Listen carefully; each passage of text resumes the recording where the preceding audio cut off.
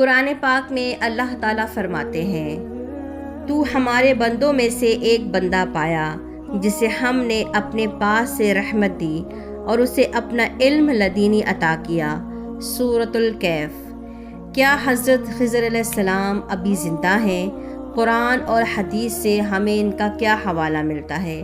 آئیے آج حضرت خضر علیہ السلام کے بارے میں بات کرتے ہیں۔ اگر آپ لوگوں کو پروفٹ سیریز میں انٹرسٹ ہے اور اسلامک واقعات سننے پسند کرتے ہیں تو پلیز میرے چینل کو سبسکرائب کر لیجئے، ساتھ میں جو بیل کا آئیکن ہے اسے پریس کریں۔ نیکسٹ ٹائم اسلامک ویڈیو جب بھی اپلوڈ کی جائے گی آپ سب بہن بھائیوں تک پہنچ جائے گی۔ آئیے ویڈیو کا آغاز کرتے ہیں۔ حضرت خضر علیہ السلام کے اب تک زندہ ہونے کے متعلق کئی سارے اقوال موجود ہیں۔ علماء کی رائے ہے کہ آپ علیہ السلام ابھی تک زندہ ہیں۔ ایک قول کے مطابق طوفان نوح کے بعد حضرت آدم علیہ السلام کو دفن کرنے والے آپ علیہ السلام ہیں، اور اسی وجہ سے آپ علیہ السلام کو حضرت آدم علیہ السلام کی دعا کی وجہ سے زندہ اور درازی عمر کے مستحق قرار پائے ہیں۔ ایک قول کے مطابق حضرت خضر علیہ السلام نے آب حیات کے چشمے سے پانی پیا ہے، لہٰذا اسی لیے اب تک زندہ ہیں۔ علماء نے آپ علیہ السلام کے متعلق بے شمار احادیث روایات کی ہیں جن سے معلوم ہوتا ہے کہ حضرت خضر علیہ السلام زندہ ہے۔ حافظ ابن عساکر رحمۃ اللہ علیہ نے روایت کیا ہے کہ حضرت خضر علیہ السلام حضرت الیاس علیہ السلام دونوں سگے بھائی تھے اور ان کے والد ایک بادشاہ تھے۔ ایک دن حضرت الیاس نے اپنے باپ سے کہا کہ بھائی خضر ملکی معاملات میں کوئی دلچسپی نہیں لیتے، آپ ان کی شادی کرا دیں، اللہ انہیں ایک بیٹا عطا فرمائے اور وہ بڑا ہو کر ہمارے ملکی معاملات کو سنبھال سکے۔ والد نے ملک کی ایک نہایت حسین و جمیل لڑکی سے آپ کی شادی کروا دی۔ حضرت خضر علیہ السلام نے اپنی بیوی سے فرمایا کہ مجھے تم سے کوئی دلچسپی نہیں ہے، اگر تم چاہو تو میں تمہیں آزاد کر دیتا ہوں، اگر تم پسند کرو تو میری صحبت میں رہ کر دکھ و تکلیف کو برداشت کرے، اللہ تعالیٰ کی عبادت کرے اور میری پردہ پوشی کرے۔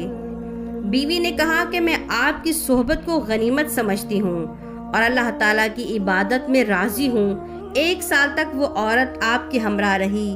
1 سال بعد آپ کے والد نے آپ کو اور آپ کی بیوی کو بلایا اور آپ سے کہا کہ تم دونوں جوان ہو، تو کیا وجہ ہے کہ ابھی تک تمہارے ہاں کوئی اولاد نہیں ہوئی؟ آپ علیہ السلام کی بیوی نے کہا، یہ سب معاملات اللہ تعالیٰ کے پاس ہیں، وہ چاہے تو عطا کرے اور اگر وہ چاہے تو محروم رکھے۔ حضرت خضر علیہ السلام کے والد نے آپ علیہ السلام کی دوسری شادی کروا دی، اس عورت سے کروائی کہ جو پہلے بھی ایک بچے کو جنم دے چکی تھی۔ حضرت خضر علیہ السلام نے شب زفاف اپنی دوسری بیوی سے بھی یہی بات کہی جو پہلی بیوی سے کر چکے تھے۔ اس نے بھی آپ علیہ السلام کے ساتھ رہنا پسند کیا، اور جب 1 سال مزید گزرا اور حضرت خضر علیہ السلام کے ہاں کوئی اولاد اور بچہ نہ ہوا تو ان کے والد نے اس کو اور اس کی بیوی کو بلایا اور کہا کہ کیا وجہ ہے کہ تمہارے ہاں کوئی اولاد نہیں ہوئی؟ اس عورت نے آپ کا راز فاش کر دیا کہ آپ کا بیٹا عورتوں میں کوئی دلچسپی نہیں رکھتا۔ بادشاہ نے حضرت خضر علیہ السلام کو بلاوا بھیجا تو وہ بھاگ نکلے اور باوجود تلاش کرنے کے کسی کو نہ ملے۔ ایک قول یہ بھی ہے کہ حضرت خضر علیہ السلام نے اپنی دوسری بیوی کو قتل کر دیا تھا کیونکہ اس نے آپ علیہ السلام کے راز کو ظاہر کر دیا۔ آپ علیہ السلام اسے قتل کرنے کے بعد وہاں سے بھاگ نکلے۔ آپ علیہ السلام نے اس واقعے کے بعد پہلی بیوی کو بھی طلاق دے دی تھی اور اس عورت نے شہر کے گرد و نواح میں رہائش اختیار کر لی، اللہ تعالیٰ کی عبادت میں مشغول ہو گئی۔ ایک دن ایک شخص کا اس کے قریب سے گزر ہوا، اس نے کہا بسم اللہ۔ اس عورت نے اس سے پوچھا کہ تو نے یہ کلمات کس سے سیکھے ہیں؟ اس شخص نے بتایا کہ میں حضرت خضر علیہ السلام کے مصابین میں سے ہوں۔ اس عورت نے اس شخص سے شادی کر لی اور پھر اس کے ہاں اولاد بھی ہوئی۔ پھر یہ عورت فرعون کے دربار میں پہنچ گئی اور اس کی بیٹی کو کنگھی کرنے پر مامور ہو گئی۔ ایک دن یہ عورت فرعون کی بیٹی کو کنگھی کر رہی تھی کہ اس کے ہاتھ سے کنگھی گر گئی۔ اس عورت نے کنگھی اٹھاتے ہوئے بسم اللہ کہا۔ فرعون کی بیٹی نے ان سے کہا کہ کیا تو میرے باپ کا نام لیتی ہے؟ اس عورت نے کہا کہ نہیں، میں اپنے اور تمہارے باپ کے رب کا نام لیتی ہوں۔ اس لڑکی نے باپ کو بتا دیا۔ فرعون نے حکم دیا کہ تانبے کی آگ بھڑکائی جائے اور اس عورت کو اس آگ میں پھینک دیا جائے۔ جب عورت نے آگ دیکھی تو وہ گھبرا گئی۔ اس عورت کے چھوٹے بیٹے نے کہا کہ اے ماں، صبر سے کام لے، تو حق پر ہے۔ چنانچہ اس عورت کو آگ میں گرا دیا گیا اور وہ شہید ہو گئی۔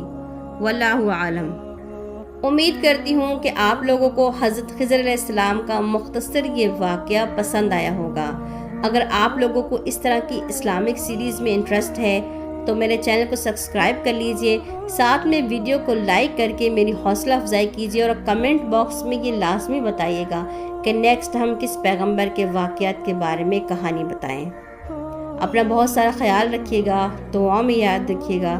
اللہ حافظ۔